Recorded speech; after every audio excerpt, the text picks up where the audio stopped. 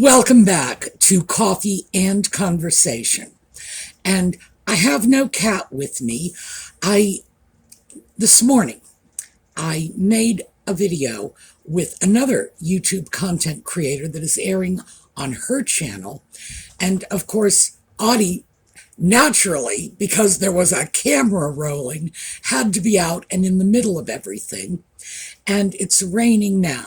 So I think his willingness to come out and be filmed has pretty much come to an end sometime probably around 11 o'clock this morning. So right now he is in my bed, which is not made because he went in there and just took it over. So eventually he will leave and I will get to make the bed probably about 10 minutes before I'm planning to get into it. But yeah, he is fine. He is happy.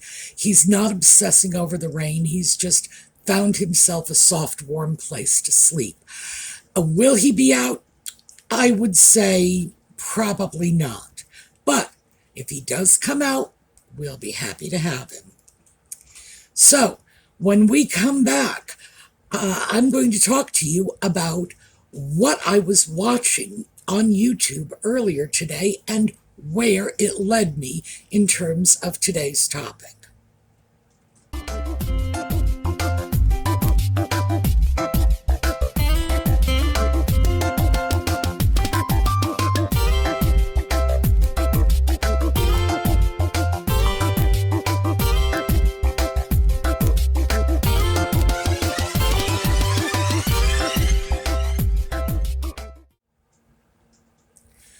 So yesterday, when we were discussing color and the fashionistas who are encouraging people to strip every drop of color out of their wardrobes, I spoke about a couple of my favorite YouTube content creators who deal in fashion. And they tend to be seamstresses who work with more vintage styles, because I get everything I like. I get sewing, I get history, and I get fashion. It's like, oh, all wrapped up in one. There was one, by the way, that I did not mention because she has not been creating content for a while, and that is Evelyn Wood. She is an Australian vintage seamstress. And unfortunately, Evelyn was diagnosed not too long ago with breast cancer and has not been uploading YouTube videos since. I believe she has one video in the last several months. So I'm wishing her the very, very best. And I'm hoping that the time will come when she is recovered and posts again, because I miss her videos. But she is one who, although I'm always going to go back to her older videos, is just not producing at this time for what I consider to be perfectly understandable reasons. But Evelyn Wood from Australia, Bianca Esposito, the closet historian, who is from Colorado, and Nicole Rudolph, and she is somewhere in the Southwest, but I really don't know where. And they all have different things to offer. So I know you're wondering how we got from here to there. I was watching one of Bianca Esposito's older videos. This is like 3 years old. I will absolutely list it in the notes. Hopefully I can put up a card to it.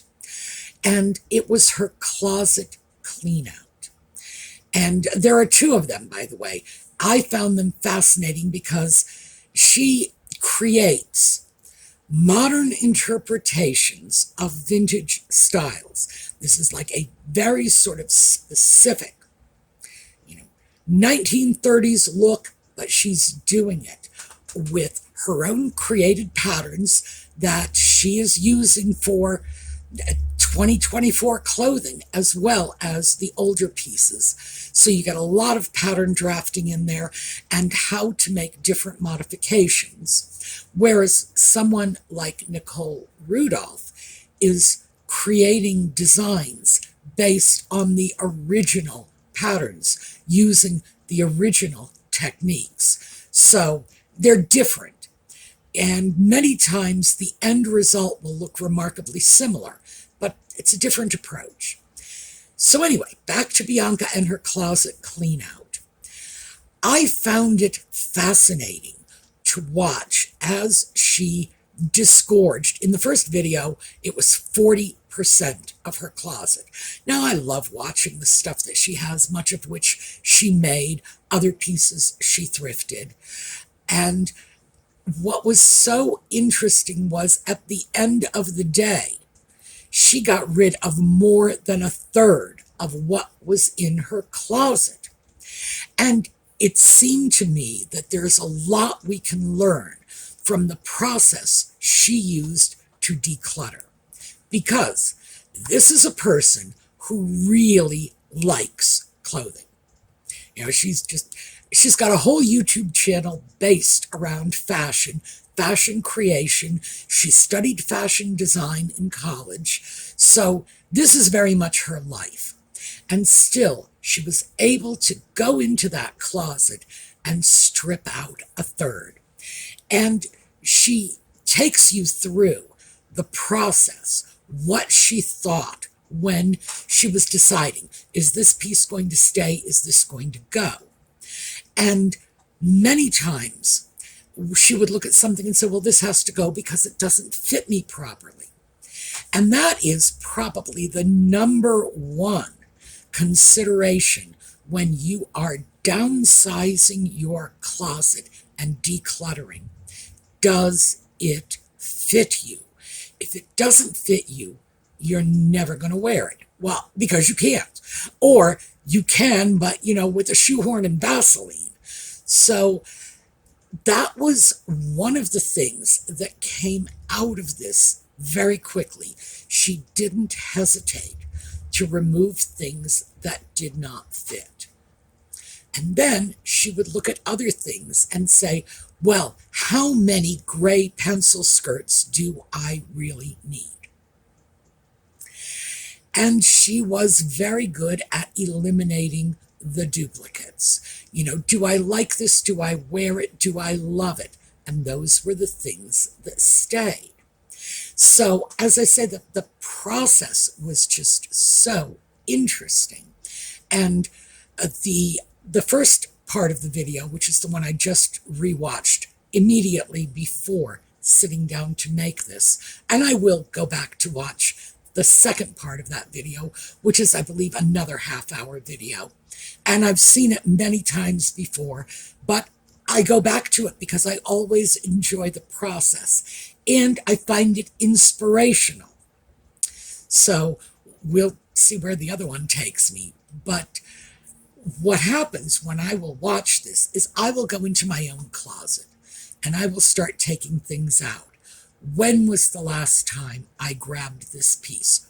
When was the last time I pulled that one out and said, I want to wear it? Where did I wear it? What was I doing when I wore it? Now, in my case, because I did a complete closet downsizing about a year ago, almost everything in my closet is less than a year old. And keep in mind, if it's not working for me, I don't care if it's less than a year old. It's going to be donated. I'm going to pass it on. Someone else is going to get the benefit from it because I factor in things like wasted space in my closet. Is something living in my closet rent-free? And by rent-free, I mean it's not doing anything for me in exchange. It's just taking up space because I am not wearing it. So I'm in a pretty good situation because with what is virtually a brand new wardrobe, almost everything is getting worn. What I am finding is that there are a lot of things in my wardrobe that are very similar. And remember, I watched as Bianca was pulling out the skirts saying, how many plaid skirts do I really need? How many gray skirts do I really need? And that is probably going to be the next thing I do. Go in and start organizing things, because I do not organize my clothing by color, or I will do it vaguely by style. In other words, all of the shirts will be together. All of the sweatshirts will be together. So I organize it by category, but not by style and not by color. Because one of the things I did when I first set my closet up was I varied the colors. Why? And now see, I have a purpose for this, because I am making YouTube videos, and I do not want to go into the closet and grab a tan shirt and wear it, and the next day grab another tan shirt and wear it, and the next day, and so on. And so I will be wearing nothing but tan for the month of March and nothing but green for the month of April. Because when I take something out, I put it back at the other end of my closet to ensure that I am properly rotating things. Mostly because I don't think about things like that. I'll just go and grab the first thing that's available. I mean, literally, the first thing. Open the closet door, and that first hanger is what I'm wearing. But I can take advantage of that. That inherent clothes laziness by organizing things to create some variety of color and texture and whatever when I first hang them up. Then I take out that first piece, put it in the opposite end of the rod when, it goes back into the closet. And then the next one, and I've already done the work of varying the colors and the textures and so on. Today we've got sort of a peachy, salmony orange, because I haven't worn that in a while, but it came up in the rotation. So here we go. Oh, and as an aside here, let me share this with you. This is an absolutely great scarf I got here. It is tissue thin. This is the scarf. And it has all of these wonderful colors in it, and it's silk. And I got this about 8 months ago on Amazon. And when I grabbed this and threw it around my neck this morning because of the orange shirt, I realized, I like this a lot, and my memory tells me they have this in other colors. So I went back to Amazon, and alas, my beautiful $16, which, let's face it, is dirt cheap for a silk scarf. So my beautiful $16 bargain, no more. The entire series is just no longer available. So I should have jumped on it sooner. But yeah, this is a perfect example of you can get great stuff if you're willing to shop a little for it. And although it's not exactly one of my dollar store finds, 16 times as expensive, it definitely beats the daylights out of some of the prices I pay for designer scarves, and I get a lot of use out of it. So that's just my aside, just for the scarf lovers among you. Do check out Amazon. It is absolutely one of my best resources for oddball little pieces like this. But if you see something you like, grab it when it's available. Don't make the mistake I made. So, what I need to do, as I get back on topic, what I need to do is I need to pull out all of my shirts in particular. That is, in terms of number of pieces, that's the largest section of my wardrobe. And I need to start organizing them according to color. I'm going to have to undo it when I'm done, because remember, I'm lazy and I would go back to the tan shirt, tan shirt, tan shirt. But I need to organize them according to color and see if I do have overlap, if I have duplicates, if there are things that I am buying because I like them, but I've already got plenty. And that happened to me last week when I grabbed another navy blue cotton tank top that was exactly the same as the one I had purchased a couple of months ago. Target $6, it's not the end of the world. If I end up deciding to give up one of these, which I doubt I will, because a navy tank top in my wardrobe is, well, half the year it's nothing but underwear. And who cares if your underwear looks the same one day to the next? But if I do have to part with it, well, I paid pocket change for it to begin with. But I'm going to have to take a look at that and see if I am duplicating things in my wardrobe, if I am doing what Bianca has done, saying, for example, she likes black pencil skirts and she's got a lot of them. Am I doing the same thing with tan or green, probably green, t-shirts because I simply like the color? So I will do that. I've learned something from this, and this is a 3-year-old video that I've probably seen 5 or 6 times, and I'm always pulling something new out of it.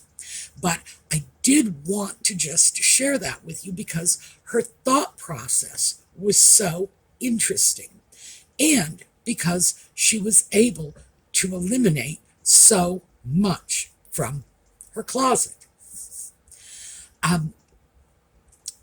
There were a couple of things that she said that for many of us is probably not going to be good advice. She was talking about a wardrobe for the life she wants, not the life she is currently living. And I did want to take a minute to just address that, because in the world of a business, dress for the job you want, not the job you have, is very sound advice. If you see yourself as a manager and you dress as a manager, you are more likely to create that managerial image in the minds of the people who can promote you and make you a manager. So it's good advice, it's sound advice. But in my case, and certainly in the case of most of my chronological peers, if I am not living the life I want at this point in my life, I need to just chuck it and say, well, it's just not going to happen, because I need to be dressing for the life I am living, not for some vestige of my past life. Not going into an office anymore. I do not need going into the office clothing. I am no longer going out 2 or 3 nights a week, so I no longer need that category of clothing that I have dubbed as event clothing. And I've already determined that that's probably less than 1% of my time, and therefore not entitled to any more than 1% of my clothing budget, or 1% of the space in my closet. So that was something I did want to throw out, because Bianca threw it out in the video, and I hope you will watch the video. It's just a great fun time looking at just years worth of her sewing creations and her thrifting items. So I also feel that she took a really good approach to weeding through her closet. I'm glad she took us along for the ride, explained the thought process. Well, this piece is staying, and then in the overdubbing, she would say, well, eventually that went to the go pile. And you can see in the process, as she took it from one rack and brought it to the next, that she was torn about it. And eventually it ended up going. So I found that remarkably valuable. What I am looking at now is ways that we can take that same process, and remember, 40% of her closet got dumped. And that was just in terms of skirts. Was it skirts, sweaters, and slacks, basically. So dresses and blouses are next. And that's the video I'm going to rewatch when I'm through making this. But there are things there, and if I can just properly tease them out, I hope to be able to come back to you with information on how to transfer this process to other aspects of our lives. I see no reason that we can't weed through the clutter on our bathroom counter or the mess in our kitchen cabinets the same way. Now, obviously, the considerations will not be the same. We're not going to be looking at plaid skirts or saying, well, this doesn't fit me, especially if it's in the kitchen cabinets. But there are ways we can do this. So I thought right now, probably a good idea to go over, check out this in 2 videos, and I'll make sure they are both in the notes. And as I said, I will put up a card to at least one of them. So you will be able to do this, look through the process, and maybe help to downsize your own closets, your own dressers, because what she is doing is going through her entire wardrobe.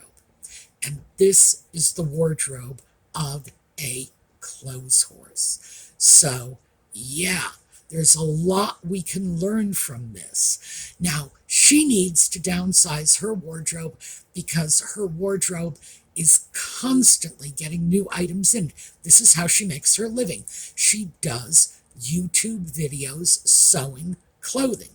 So she'll take all this stuff out, and then 2 weeks later, she will have 2 or 3 more pieces that she created for her videos that will go back in to replace them. It's a wardrobe that is constantly in evolutionary shifting. So she also talked about things that she liked. This is pretty. I responded to this pattern, but it doesn't work in my wardrobe. It isn't me. When was the last time I wore baby blue? That was something she actually said as she worked to eliminate a blue blouse. Like, when was the last time I wore baby blue? She is one of those people who likes darker colors. So yeah, you see the baby blue and you realize it's not her. It might have been her at some point in the past, or it might have just been something she saw, and because it was pretty and well made, she decided to buy it. Also, it could have just as easily been an impulse purchase, something that she bought on a whim. And we all do this. We're going out shopping. We really, really need to fill a gap in our wardrobe. It's like we're looking around thinking, you know, I just got rid of a couple of pair of pants that don't fit anymore. I need another pair of trousers. And we are then tempted to go out and buy something even if it's not perfect. So who knows? Maybe that's how that blue top ended up in her wardrobe. But it was so informative to see the process. And also, I have to admit this, it was equally informative to see the emotional conflict she was going through as she was looking at these things that she had lovingly thrifted, things that she had made, things that she had in her wardrobe for a while and had some sentimental value, how it wasn't always easy for her to remove these items, but in the end, even if she kept some things that perhaps you or I would let go, at the end of the day, she still dumped 40%. And that is significant. At that point, we're talking somewhere around a third of her wardrobe disappeared into the abyss. So I think it's well worthwhile. And as I say, what I got from that and what I am going to do in my own wardrobe is go through and take a look and see if I am also guilty of hoarding duplicates. Things that, how many green shirts do you need? But, I need 4 or 5. I do. But obviously I don't. But in my case, am I going to go in there and say, well, I want to keep this nicer green shirt, and maybe this, less lovely green shirt is going to move over out of my main wardrobe and into my activewear wardrobe. That's, when I'm out walking, when I go to the gym, my play clothes, to borrow a term from my childhood. Because when I was a kid, I had 3 wardrobes. I had my school clothes, I had my play clothes, and then I had my nice clothes, the church clothes, the party clothes, whatever. When I was a child, we had little social lives. We went to parties. We went off to church or to little dances and other little events. I don't think kids do that anymore. But it was 3 wardrobes. And my school clothes, as they got worn at the end of the year, and maybe they were getting a little threadbare or whatever happens to clothing at the end of a year, they would very often cycle into my play clothes wardrobe. And that's what I may end up doing. So it's not as if things are just going to get dumped. Although, I do have to say, in the last year, I purchased at least 4 shirts that did end up getting dumped / donated because they just turned out to be not holding up well. They were just not the quality I needed them to be in order to get a number of wearings out of them before they were just done. So I did end up with some of the purchases that just turned out not to be very good ideas. Some of them did move into the donation bin. Some of them moved straight into the trash. Some of these, honestly, it was really a question of, am I going to saddle someone else with my bad purchase, or am I just going to admit defeat and throw it away? And that's usually what I will do, because if I donate something, I want someone to at least be able to get some wear out of it. I want it to be worth, the 50 cents or whatever they pay for it at a thrift store. And so there were pieces that I looked at and said, no, I just don't think so. So even with a wardrobe that is largely only 1 year old, I have already begun moving a few things out of it. I'm okay with that. It's like that is what I consider to be a normal rate of attrition. But when we start to look at things that still have plenty of life in it, oh yeah, I'll just wear them out on the streets walking because nobody sees me at 5 in the morning. So if that color really didn't work out for me, or if that style makes me look fat, or whatever it is I take from that, it's 5 in the morning. There's nobody out but the squirrels. So who cares? All right. Anyway, that is what I have for you. Just sort of a new method / inspiration for closet decluttering. So, as I said, Links will be in the video notes, and I will put up cards to at least one of these videos. So if you want to check it out, and certainly I would suggest you do, because looking at Bianca's wardrobe is just, that's a fun afternoon all by itself. All right, we're going to take a look at a slideshow on the way out, and I will see you all next week. For those of you who follow Just Chatting, that'll be tonight at 8 o'clock Eastern Standard Time. That's New York City time. And in the meantime, have a terrific day.